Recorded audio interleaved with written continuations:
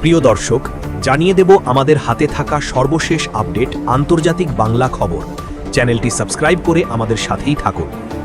যুদ্ধ বন্ধে যুক্তরাষ্ট্রের নতুন প্রস্তাব, রাজি হবে কি ইরান? ইরানের সঙ্গে যুদ্ধ বন্ধে যুক্তরাষ্ট্রের দেওয়া নতুন শান্তি প্রস্তাব পর্যালোচনা করছে তেহরান। তবে প্রস্তাবে হরমুজ প্রণালী ও পারমাণবিক কর্মসূচি নিয়ে দুই দেশের মূল মতবিরোধ এখনও পুরোপুরি মেটেনি বলে মনে করছেন বিশ্লেষকেরা। মার্কিন প্রেসিডেন্ট ডোনাল্ড ট্রাম্প বুধবার হোয়াইট হাউসের সাংবাদিকদের বলেন, গত ২৪ ঘণ্টায় দুই পক্ষের মধ্যে খুব ভালো আলোচনা হয়েছে এবং একটি চুক্তি হওয়ার সম্ভাবনা রয়েছে। তার আগের দিন তিনি হরমুজ প্রণালী খুলে দিতে শুরু করা সামরিক অভিযান প্রজেক্ট ফ্রিডম স্থগিত করেন। কি আছে যুক্তরাষ্ট্রের প্রস্তাবে? মার্কিন সংবাদ মাধ্যমের তথ্যানুযায়ী দুই পক্ষ ১৪ দফার একটি সমঝোতা মসড়ার কাছাকাছি পৌঁছেছে।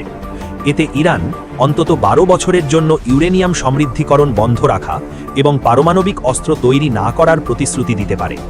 বিনিময়ে যুক্তরাষ্ট্র ইরানের ওপর আরোপিত কিছু নিষেধাজ্ঞা তুলে নেওয়া, বিদেশে আটকে থাকা কয়েক বিলিয়ন ডলারের ইরানি সম্পদ ছাড় এবং ৩০ দিনের মধ্যে হরমুজ প্রণালী পুনরায় খুলে দেওয়ার প্রস্তাব দিয়েছে। তবে ইরানের ক্ষেপণাস্ত্র কর্মসূচি, মধ্যপ্রাচ্যের মিত্র সশস্ত্র গোষ্ঠীগুলির প্রতি সমর্থন এবং উচ্চমাত্রায় সমৃদ্ধ ইউরেনিয়ামের মজুদ, এসব স্পর্শজনিত ইস্যু প্রাথমিক প্রস্তাবে স্পষ্টভাবে উল্লেখ করা হয়নি। ইরানের অবস্থান কি? এখনও আনুষ্ঠানিক জবাব না দিলেও ইরানি নেতারা প্রস্তাবটি নিয়ে সংশয় প্রকাশ করেছেন। দেশটির পার্লামেন্ট সদস্য ইব্রাহিম রেজাই প্রস্তাবটিকে বাস্তববর্জিত মার্কিন স্বেচ্ছাচারী তালিকা বলে মন্তব্য করেছেন। অন্যদিকে ইরান জানিয়েছে, এই পর্যায়ে তারা পারমাণবিক কর্মসূচি নিয়ে আলোচনা করছে না। তাদের প্রধান লক্ষ্য যুদ্ধ বন্ধ, নিষেধাজ্ঞা প্রত্যাহার এবং হরমুজ প্রণালী পুনরায় চালু করা। বিশ্লেষকদের মতে ইরান ইউরেনিয়াম সমৃদ্ধিকরণ পুরোপুরি বন্ধে রাজি হওয়ার সম্ভাবনা কম, কারণ তেহরান এটিকে নিজস্ব সার্বভৌম অধিকার হিসেবে দেখে। হরমুজ ইস্যুই বড় বাধা। বিশ্বের জ্বালানি সরবরাহের প্রায় ১/৫ হরমুজ প্রণালী দিয়ে পরিবাহিত হয়। ইরান এখন এই জলপথে নিজেদের নিয়ন্ত্রণ আরও শক্ত করতে চাইছে এবং নতুন নিয়মকানুন আরোপের কথাও বলছে।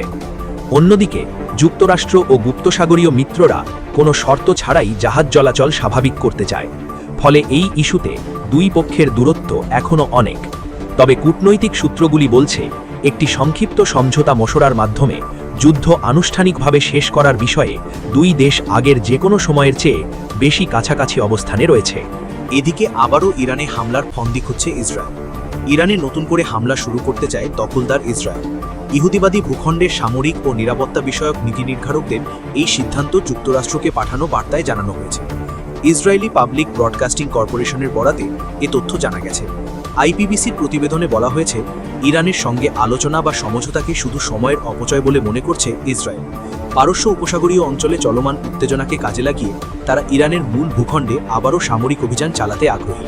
জানা গেছে, ইসরায়েল ও যুক্তরাষ্ট্রের সামরিক কর্মকর্তারা ইরানে হামলার জন্য লক্ষ্যবস্তুর একটি নতুন তালিকা তৈরি করেছেন। এপ্রিল মাসে এটি তৈরি করা হয়। প্রতিবেদনে আরও উল্লেখ করা হয়েছে, নতুন তালিকায় বেশিরভাগ অপরিশোধিত তেল শোধনাগার ও এ সংক্রান্ত স্থাপনাগুলো লক্ষ্যবস্তু হিসাবে চিহ্নিত করা হয়েছে। মূলত যুক্তরাষ্ট্রকে পাঠানো বার্তার মাধ্যমে ইসরায়েল এটি স্পষ্ট করেছে যে তারা যে কোনো উপায়ে ইরানের ওপর আবার আক্রমণ শুরুর পথ খুঁজছে। উল্লেখ্য, ১০ এপ্রিল ইরানের ওপর যৌথভাবে হামলা শুরু করে যুক্তরাষ্ট্র ও ইসরায়েল। ইরানও তাৎক্ষণিকভাবে পাল্টা হামলা শুরু করে। জবাবে ইসরায়েল এবং উপসাগরীয় দেশগুলিতে মার্কিন স্থাপনা ও সামরিক ঘাঁটিতে ভয়াবহ হামলা চালায় তেহরান। এতে গোটা মধ্যপ্রাচ্য অগ্নিগর্ভে পরিণত হয়। একই সঙ্গে বিশ্ব জ্বালানি বাজারের অন্যতম গুরুত্বপূর্ণ রুট হরমুজ প্রণালী বন্ধ করে দেয় ইরানের আইআরজিসি। এতে বিশ্ব জ্বালানি বাজারে চরম সংকট দেখা দেয়। টানা ৩৯ দিন এই হামলা পাল্টা হামলা চলতে থাকে। এই পরিস্থিতিতে ৮ই এপ্রিল সাময়িক যুদ্ধবিরতিতে রাজি হয় যুক্তরাষ্ট্র ও ইরান। ১১ই এপ্রিল শান্তি আলোচনায় বসে উভয় দেশ, কিন্তু তা ব্যর্থ হয়ে যায়। অস্থায়ী যুদ্ধবিরতির মেয়াদ শেষ হলে মার্কিন প্রেসিডেন্ট ডোনাল্ড ট্রাম্প অনেকটা একতরফাভাবেই তা আবার বাড়ানোর ঘোষণা দেয়। এরপর থেকে পাকিস্তানের মাধ্যমে ইরানের সঙ্গে একটি চুক্তির তোড়জোড় করছে যুক্তরাষ্ট্র। সবশেষ জানিয়ে দেব, মধ্যপ্রাচ্যে ট্রাম্পের কোনো বড় পদক্ষেপের অপেক্ষায় আছেন মার্কিন সেনারা। যুক্তরাষ্ট্রের প্রেসিডেন্ট ডোনাল্ড ট্রাম্প ইরানের বিরুদ্ধে যুদ্ধে প্রায় ৫০,০০০ সেনা মোতায়েন করেছেন। এসব সেনার অধিকাংশ আগে থেকেই সেখানে ছিলেন। যুদ্ধ শুরুর পর বিমানবাহী রণতরী, ডেস্ট্রয়ার, মেরিন এক্সপেডিশনারি ইউনিট এবং যুদ্ধ বিমানে করে অতিরিক্ত অন্তত ১০,০০০ সেনা মধ্যপ্রাচ্যে নতুন করে যুক্ত হয়েছেন। মার্কিন সেনারা সেখানে প্যারাশুট এবং যুদ্ধক্ষেত্রে বেঁচে থাকার এবং টিকে থাকার জন্য প্রয়োজনীয় জরুরি সরঞ্জামের প্যাকেজ বা সার্ভাইভাল কিট নিয়ে যুদ্ধের জন্য প্রস্তুত রয়েছেন। তবে তারা ইতিমধ্যে ট্রাম্প ঘোষিত ইরানের ক্ষেপণাস্ত্র ধ্বংস এবং দেশটির ক্ষেপণাস্ত্র শিল্প গুড়িয়ে দেওয়ার মিশনে অংশ নিয়েছেন। ইরানের সঙ্গে এখন যুদ্ধবিরতি চললেও অঞ্চলটিতে মোতায়েন করা মার্কিন সামরিক বাহিনী সতর্ক অবস্থানে রয়েছে। তবে যুদ্ধের বর্তমান পরিস্থিতি কি তা নিয়ে হোয়াইট হাউস থেকে এক এক সময় এক এক রকম বার্তা দেওয়া হচ্ছে। মার্কিন পররাষ্ট্রমন্ত্রী মার্কো রুবিও গত মঙ্গলবার ঘোষণা করেছেন, অপারেশন এপিক ফিউরির আক্রমণ পর্ব শেষ হয়েছে, এখন হরমুজ প্রণালীতে প্রজেক্ট ফ্রিডম চলছে। একই দিন দেশটির প্রতিরক্ষামন্ত্রী পিট হেগসেথ বলেন, প্রজেক্ট ফ্রিডমের মাধ্যমে আমরা হরমুজ প্রণালীতে জাহাজ চলাচলে সহায়তা করতে চেয়েছিলাম। প্রায় কাছাকাছি সময়ে ট্রাম্প বলেন, ইরানের সঙ্গে আলোচনায় অগ্রগতি হওয়ায় প্রজেক্ট ফ্রিডম স্থগিত রাখা হয়েছে। এরপর বুধবার ট্রাম্প নিজের মালিকানাধীন সামাজিক যোগাযোগ মাধ্যম ট্রুথ সোশ্যালে এক পোস্টে জানান, ইরান আগে থেকে ঠিক হওয়া শর্তগুলো মেনে নিলে তিনি যুদ্ধ শেষ করবেন এবং হরমুজ দিয়ে নিরাপদে জাহাজ চলাচলের সুযোগ দেবেন। তবে শর্তগুলো কি সে বিষয়ে তিনি বিস্তারিত কিছু বলেননি। পোস্টে ট্রাম্প আরও লেখেন, তারা রাজি না হলে আবার বোমা হামলা শুরু হবে। প্রজেক্ট ফ্রিডম স্থগিত করা হলেও ইরানের বন্দরে যুক্তরাষ্ট্রের নৌ অবরোধ কার্যকর রয়েছে। বুধবার ইরানের তেলবাহী একটি ট্যাঙ্কার এই অবরোধ ভাঙার চেষ্টা করছিল। মার্কিন একটি যুদ্ধবিমান সেটিকে অকেজো করে দিয়েছে। ফেব্রুয়ারিতে যুদ্ধ শুরুর আগে মধ্যপ্রাচ্যে মার্কিন সেনার সংখ্যা ছিল প্রায় 40,000। সৌদি আরব, বাহরিন, ইরাক, সিরিয়া, জর্ডান, কাতার, সংযুক্ত আরব আমিরাত এবং কুয়েতের বিভিন্ন ঘাঁটি এবং জাহাজে মোতায়েন ছিলেন। একজন মার্কিন সামরিক কর্মকর্তার মতে, যুদ্ধ শুরুর পর এই সংখ্যা 50,000 ছাড়িয়ে গেছে।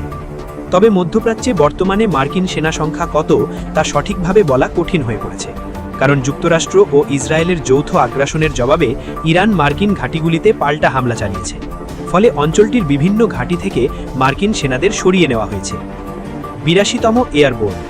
মার্কিন সেনাবাহিনীর এলিট 82তম এয়ারবোর্ন ডিভিশনের প্রায় 2000 প্যারাট্রুকার এখন মধ্যপ্রাচ্যে অবস্থান করছেন। মোট সেনা সংখ্যা বৃদ্ধির অংশ হিসাবে পাঠানো হলেও তারা ঠিক কোথায় আছেন তা জানানো হয়নি। মার্কিন কর্মকর্তারা বলছেন, এই সেনাদের ইরানের তেল রপ্তানির মূল কেন্দ্র খার্গ দ্বীপ দখলের কাজে ব্যবহার করা যেতে পারে। তবে এই দ্বীপ দখলে রাখতে আরও বেশি স্থলসেনা প্রয়োজন হবে। এছাড়া এই ধরনের অভিযানে মার্কিন সেনা হতাহতের ঝুঁকি রয়েছে। সামরিক বিশেষজ্ঞদের মতে, এই সেনা কোনো বিমান ঘাঁটি দখলের অভিযানেও অংশ নিতে পারেন, কিন্তু কোনো বিমান ঘাঁটি দখল করার পর সেখানে যুক্তরাষ্ট্র ঠিক কী করবে তা এখনও অস্পষ্ট। ইরান আয়তনের দিক থেকে যুক্তরাষ্ট্রের মূল ভূখণ্ডের প্রায় 4 ভাগের 1 ভাগের সমান। দেশটির জনসংখ্যা 9 কোটিরও বেশি।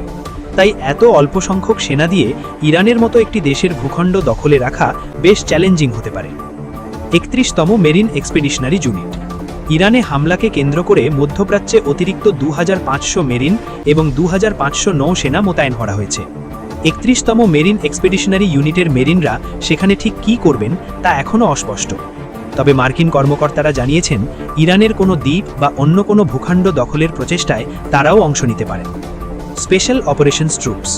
2জন মার্কিন সামরিক কর্মকর্তা সম্প্রতি জানিয়েছেন, ট্রাম্প যাতে প্রয়োজন অনুযায়ী সামরিক পদক্ষেপ নিতে পারেন সেজন্য গত মার্চে কয়েকশো স্পেশাল অপারেশনস সেনা মধ্যপ্রাচ্যে পৌঁছেছে। বিশেষায়িত স্থলবাহিনী হিসেবে এসব সেনাকে ইরানের ইস্পাহান পারমাণবিক কেন্দ্রে পাঠানো যেতে পারে।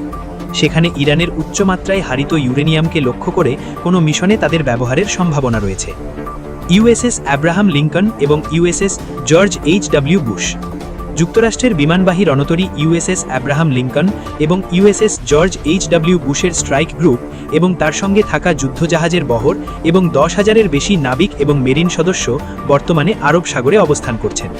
সেখান থেকে বিমানবাহী রণতরী থেকে উৎক্ষেপণযোগ্য মিসাইল এবং যুদ্ধবিমান ব্যবহার করে তারা ইরানে হামলা চালাতে পারবে। একজন মার্কিন কর্মকর্তার মতে, ইউএসএস জেরাল্ড ফোর্ডকে মধ্যপ্রাচ্য থেকে সরিয়ে তার জায়গায় ইউএসএস জর্জ এইচ.ডব্লিউ. বুশকে মোতায়েন করা হয়েছে। জেরাল্ড ফোর্ড এখন আটলান্টিক মহাসাগরের দিকে যাচ্ছে। এটি পরে ভার্জিনিয়া অঙ্গরাজ্যের নরফোক শহরের উপকূলে ফিরে আসবে। যুদ্ধের শুরুর দিকে জাহাজটির লন্ড্রি অংশে আগুন লেগেছিল।